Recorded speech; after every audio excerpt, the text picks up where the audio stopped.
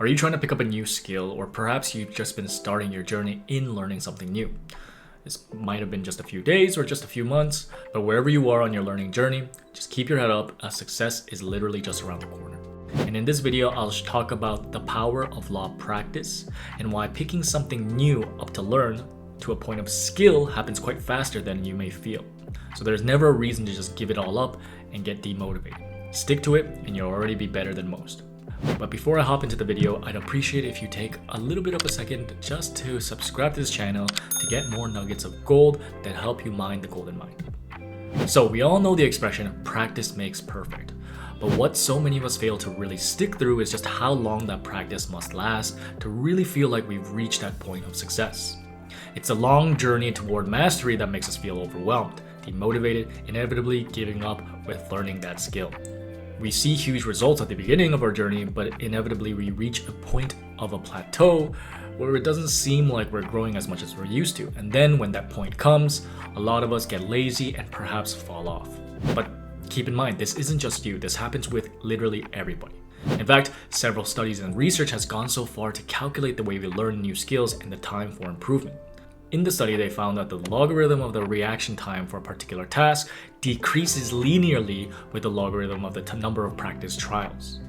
What this essentially means is while the more you practice, you do get better at it, each new practice after a certain point in acquiring the specific skill helps only just a tiny bit more.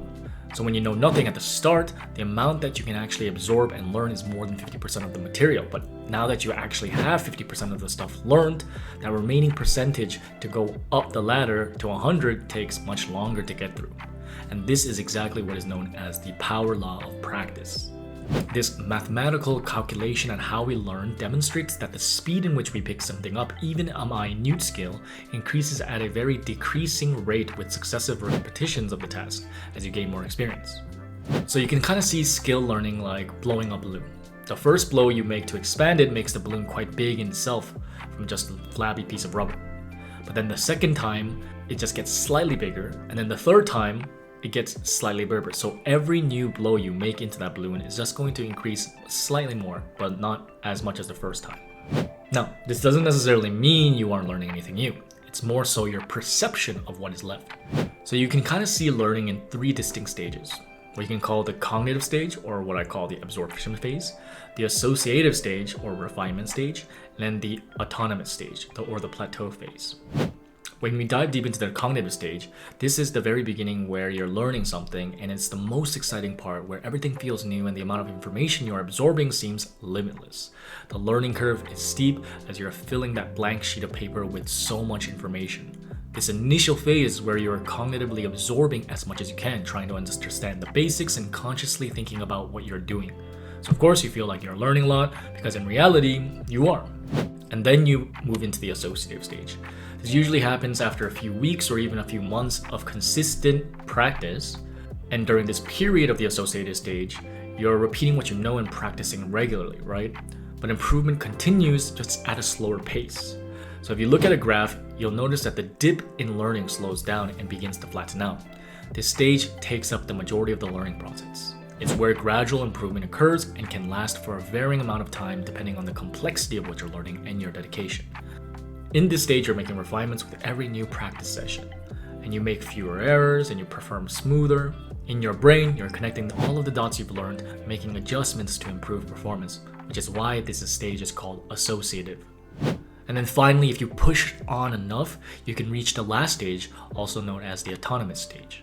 This is where you sort of flatten out the curve to a point of feeling like you're at a plateau. You practice the same as you did before, but you are seeing minimal improvements. What sucks about this stage is that unless there's something drastically different done in the way you practice, the duration of this phase can often feel indefinite. Once a learner reaches a high enough understanding or proficiency, improving will be hardly noticeable. In this stage, the skill usually becomes second nature, which is why it's called the autonomous stage. You can perform it with little to no conscious effort, and performance is consistent and automatic.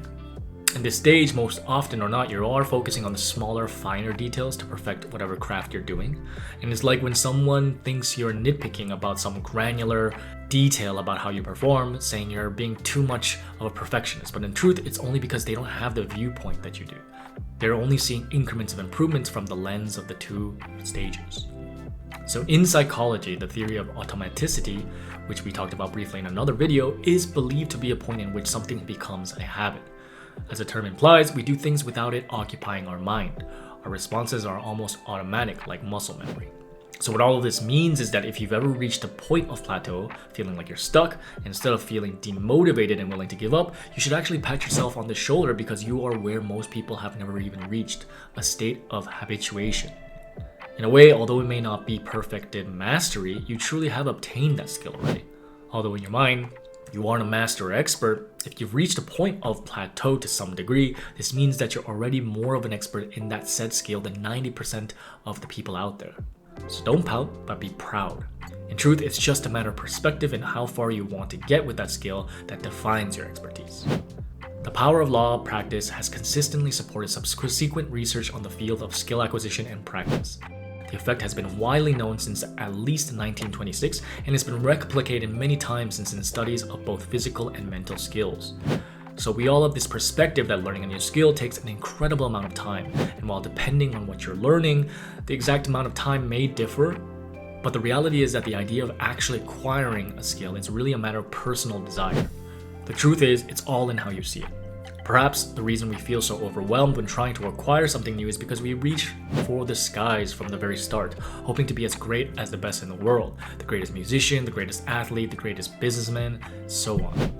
And while it's great to aim for the stars, if we start off with that mentality from the beginning, this is why we get so demotivated and we ended up often procrastinating. Because we see the process of acquiring that goal as much harder and longer than it really needs to be. In fact, introduced by the popular writer Josh Kaufman in his book The First 20 Hours, he notes that in reality, we can learn anything within the first 20 hours or less. Once again, it goes back to what the desired, intended objective in learning a given skill is.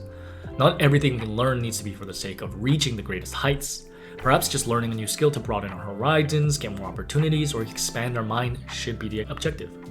If that is the case, then you can pick something up relatively fast, in just a few hours, real.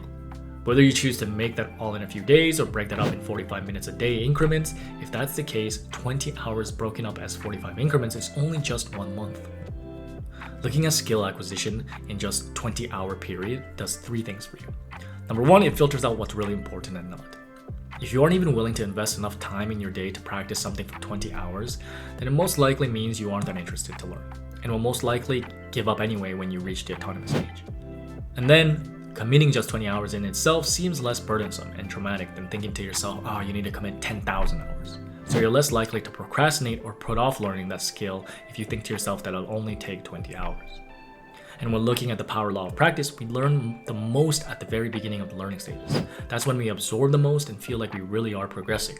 And so, 20 hours, even if you split that within 45-minute increments daily, will give you enough time to experience enough change. But at the same time, it isn't overwhelming enough to just not start.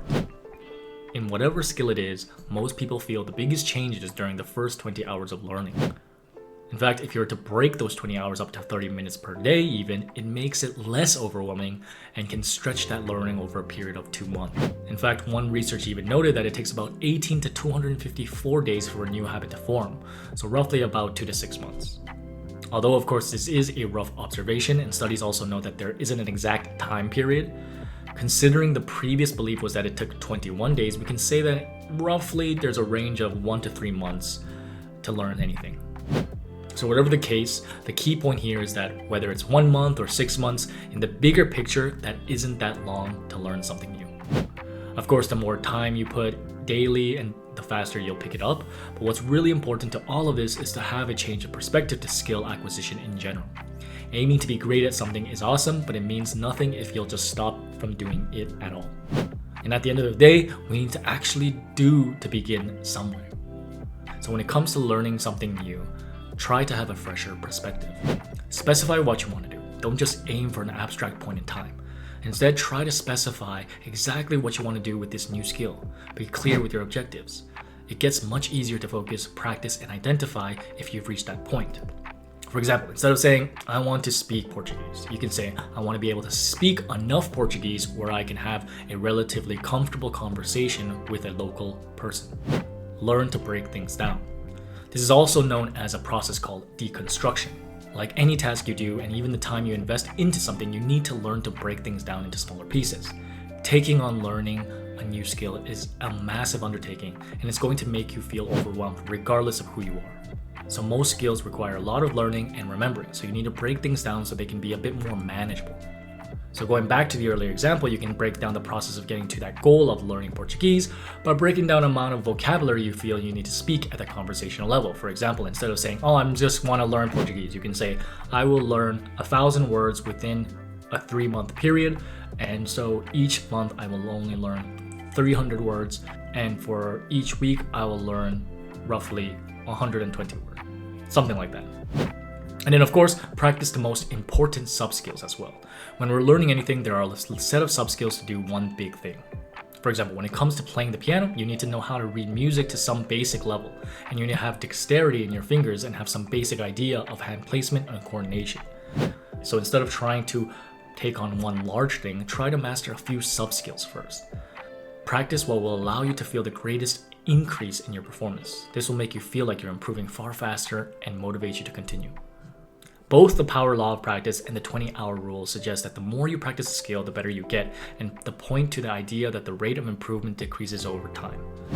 So with that all in mind, depressurize your perspective on how to learn something and get started now. Ultimately, the very start of a journey is to acquire a new skill. Then getting to that point of acquisition really isn't that hard. So if you've enjoyed this video, I also speak on how to break bad habits in a previous video, so you can check it out here.